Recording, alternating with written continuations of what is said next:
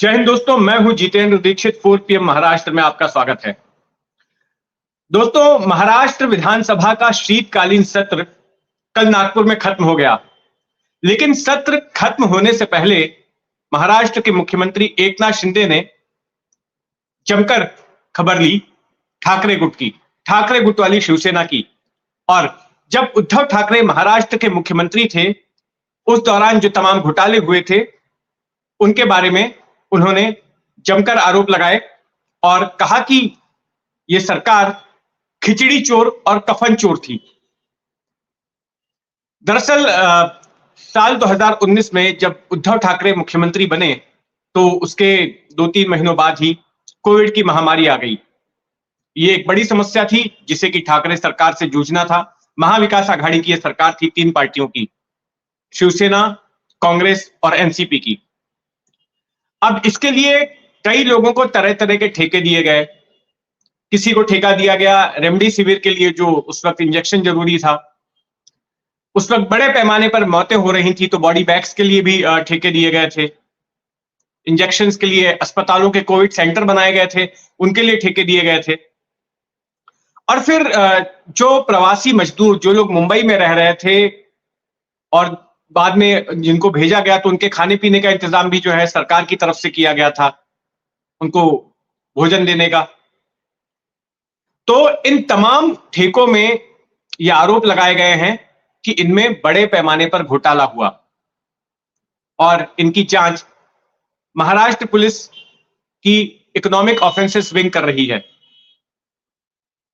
इसके अलावा कुछ मामले ईडी के पास सौंप दिए गए हैं। एनफोर्समेंट डायरेक्टरेट भी मामले की जांच कर रही है। तो कुछ ऐसे ही मामलों के बारे में कल एकनाथ शिंदे ने अपने समापन भाषण में जिक्र किया और आदित्य ठाकरे को और उनके जो कजिन हैं वरुण सिरसाई, उनको किंग कह के संबोधित किया कि किंग आदित्य की कृपा कुछ लोगों पर बरसी, किंग वरुण की कृपा कुछ लोगों पर बरसी।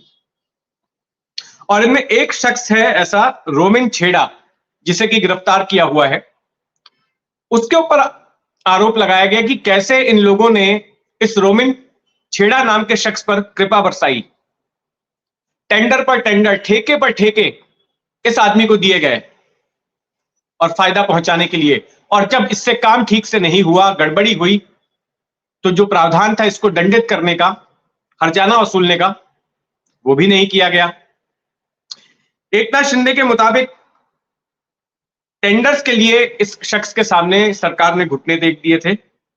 हाईवे कंस्ट्रक्शन की कंपनी है, उसको बीएमसी की तरफ से 57 कॉन्ट्रैक्ट दिए गए 270 करोड़ रुपए के।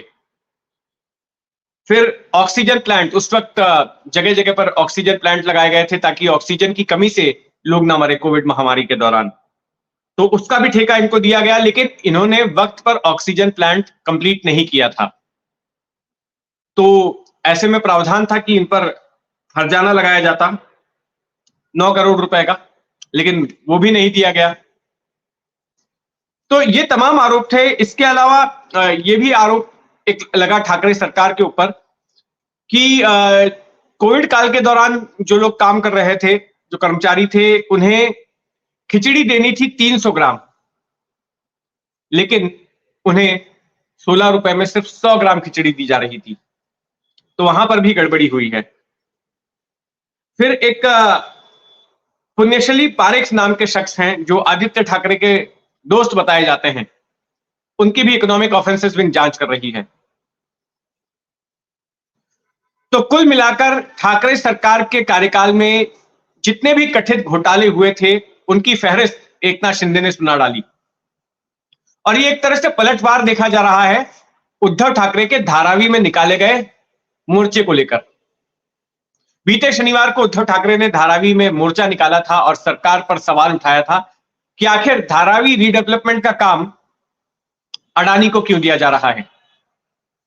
क्या सरकारी एजेंसियां जैसे सिडको, माडा वगैरह हैं, उनके जरिए काम नहीं हो सकता। और इसके अलावा यह भी कहा गया कि जिन लोगों को पुनर्वसन के लिए जगह दी जा रही है वो काफी कम दी जा रही है, 350 स्क्वायर फीट जगह दी जा रही है। उद्धव ठाकरे की मांग थी कि 450-500 स्क्वायर फीट दिया जाना चाहिए। कई लोगों को इनएलिजिबल, अयोग्य घोषित कर दिया गया है पुनर्वसन से, तो उन लोगों को भी घर मिलना चाहिए। इसके अलावा उद्धव ठाकरे का यह कहना है कि बहुत सारे ऐसे सर्कुलर्स निकाले गए, जीआर निकाले गए, ऑर्डिनेंस निकाले गए जिससे कि अडानी ग्रुप को फायदा पहुंचे।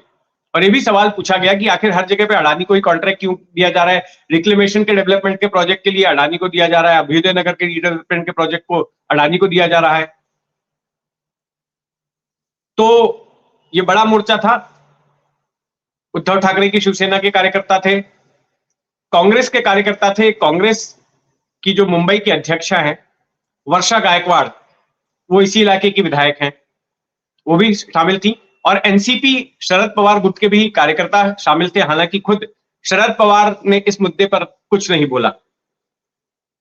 तो ये उसी का पलटवार माना जा रहा है। वैसे इस पूरे विधानसभा के सत्र की बात करें शीतकालीन, तो ये शुरुआत से ही काफी हंगामेदार रहा। शुरुआत में आपको याद होगा कि पहले ही दिन जब नवाब मलिक अचानक में प्रकट हो गए विधानसभा में, तो उसको लेकर सरकार को घेर लिया गया ठाकरे गुट की ओर से कि नवाब मलिक तो आपके लिए देशद्रोही थे, अपराधी थे, लेकिन अब जब वो आपके साथ में आके बैठ रहे हैं तो आपको चलेंगे। तो इस पर देवेंद्र फडणवीस ने खत लिख दिया अजीत पवार को धमकाते हुए कि नवाब मलिक को साथ में मत लेना, नहीं तो महायुति में बाधा आ सकती है। उस पर काफी हंगामा हुआ। तो फिर ठाकरे गुट ने वापस से निशाना साधा और ये कहा कि आपको प्रफुल्ल पटेल चल जाएंगे, उन पर भी तो इसी तरह के आरोप है ना, देशद्रोह के, एनफोर्समेंट डायरेक्टरेट उनकी भी जांच कर रही है, वो आपको चलेंगे, लेकिन आपको नवाब मलिक नहीं चलेंगे। ये तो दोहरा मापदंड है। इसके बाद फिर बीजेपी के नीतीश राणे ने एक आरोप लगा दिया कि नासिक के जो शिवसेना ठाकरे गुट के नेता हैं सुधाकर बड़गुजर, वो मुंबई बमकांड के एक आरोपी डी कंपनी के एक साथी सलीम कुत्ता के साथ में नाचते हुए, पार्टी मनाते हुए नजर आए, वो भी था। तो कुल मिलाकर काफी हंगामेदार रहा इस बार का शीतकालीन सत्र। और अब अगला सत्र फरवरी में आयोजित किया जाएगा और ये एक विशेष सत्र होगा मराठा आरक्षण को लेकर, क्योंकि अभी 24 दिसंबर की डेडलाइन खत्म हो रही है मराठा आरक्षण की, तब तक सरकार को अधिसूचना जारी करनी है। लेकिन सरकार ने इस बीच ये विशेष सत्र का ऐलान कर दिया है, तो टाइम बाय करने की कोशिश की जाएगी। तो देखते हैं इस सिलसिले में महाराष्ट्र सरकार आगे क्या करती है। महाराष्ट्र की सियासी हलचलों पर हमारी नजर बनी रहेगी। आप भी अपनी नजर बनाए रखें 4 PM महाराष्ट्र पर। और अगर आपने अब तक इस चैनल को सब्सक्राइब नहीं किया है तो सब्सक्राइब कर लें। धन्यवाद।